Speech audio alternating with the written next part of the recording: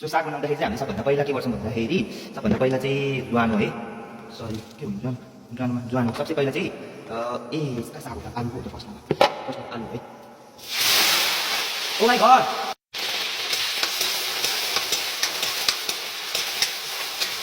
त्यो फर्स्टमा चाहिँ आलु हो होइन आलु चाहिँ हामीले आलु फ्राई गर्छौँ अनि आलु फ्राई गरेपछि चाहिँ बल्ल जिरा ज्वानो हालेर सागहरू गर्छ कि हामी है अझै आलु साग बनाउनु पर्ने थियो आलु साग बनाउनु पर्ने थियो सागहरू हुनाले चाहिँ हामी गोलभेडा प्याजहरू चाहिँ किन हाल्दैनौँ सागहरू हुँदा गोलभेडा प्याजहरू हाल्छ किनकि इन्सेक्ट हाम्रो घरमा चाहिँ के भन्छ अरे सागमा चाहिँ गोलभेडा प्याजहरू अनि तिनीहरू चाहिँ हाल्नु हुँदैन अनि मसला पनि धेरै हाल्नु हुन्छ कि त्यही कुराले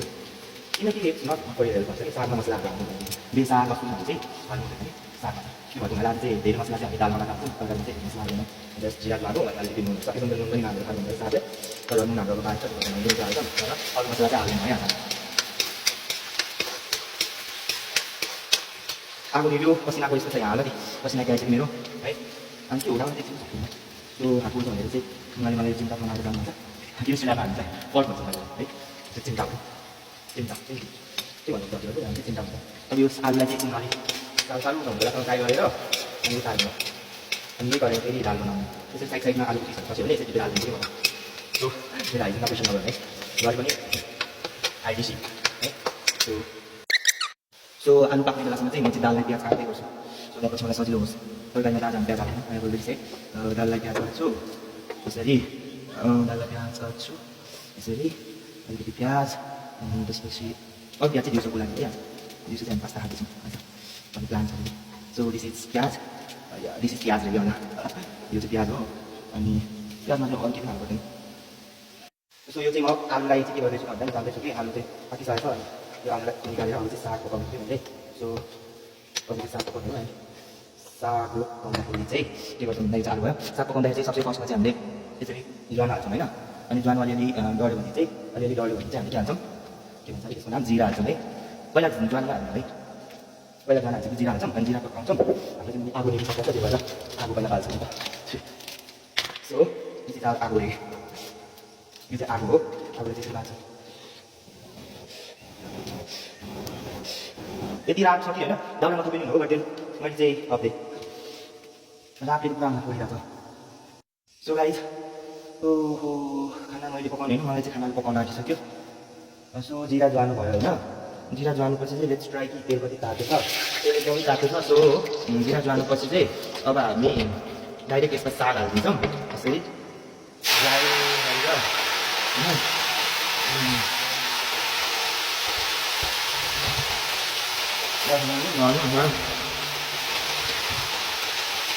यसरी भाइले साग हालिदिन्छौँ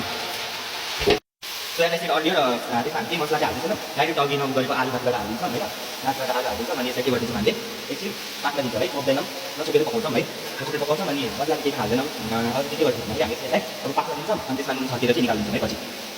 सो अरू साइडको चुलामा चाहिँ चुलोमा चाहिँ होइन हाम्रो चिया पाकिसकेको छ तातो भन्दा पनि हो है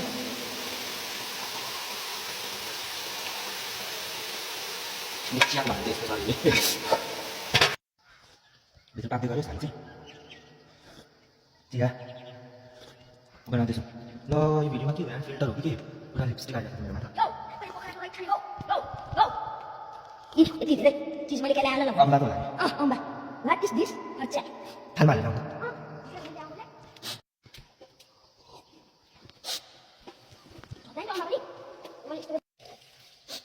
के हो अरे सारा भनिदिनु त के हो त्यो भनिदिनु त कचेर अम्बा चाहिँ हामीहरूको गाउँको लोकल फुड होइन त अब यो चाहिँ पखालेर हामी खाने अहिले अनि दिनु पनि खास त यो रेनी सिजनमा हुन्छ तर लक्कीली अहिले पनि रहेछ क्वालिटी त्यो आफै ओहो ल गुड होइन त्यो त खर्च सेम त छ नि त्यो बेल चाहिँ हो बेल चाहिँ होइन ल सो साग र आलुको हालत चाहिँ यस्तो छ अब यसलाई हामी के गर्छौँ यसलाई हामी यस्तो यस्तो घुमाउँछौँ अनि यसमा अलिकति नुन छर्किदिएर अनि दाललाई तयारी गर्छौँ त्यसलाई चाहिँ साइडको चुलोमा छर्किन्छौँ बाँकी गर्छ त्यही हो नभए ओभरकुक भएर जान्छ कि फेरि अब यसरी अलिकति नुन छर्किदिन्छौँ खासमा नुन पनि नछर्किनु भन्नु दुःखलाई बट मलाई आफूलाई मन पर्दैन नुन छर्किएको तर अनि हामीलाई मन पर्दैन त्यही भएर नुन चाहिँ छर्किहालेको त्यसरी नुन छर्किदिन्छौँ अनि नुन छर्केर चाहिँ यसलाई यसरी गरेर चाहिँ यसलाई चाहिँ हामी त्यो साइडको दालको चुलोमा राखिदिन्छौँ दालको चुलोमा राखेर चाहिँ हामी दाल पकाउँछौँ दाल चाहिँ अब के भन्छ झाना मात्र बाँकी के झाना मात्र बाँकी हो ए आउँछ दाल त फेरि यसरी झानु भन्दा थियो उनीहरूले त्यसो चाहिँ एकछिन पाक्न दिन्छौँ है एकछिन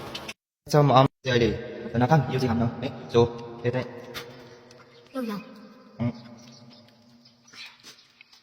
पर्फेक्ट यसलाई हामी लोकल भाषामा चाहिँ खर्च्या भन्छ रैथाने भाषामा चाहिँ अब खाना खाने खाना चाहिँ के खान्छ दिउँसो खानु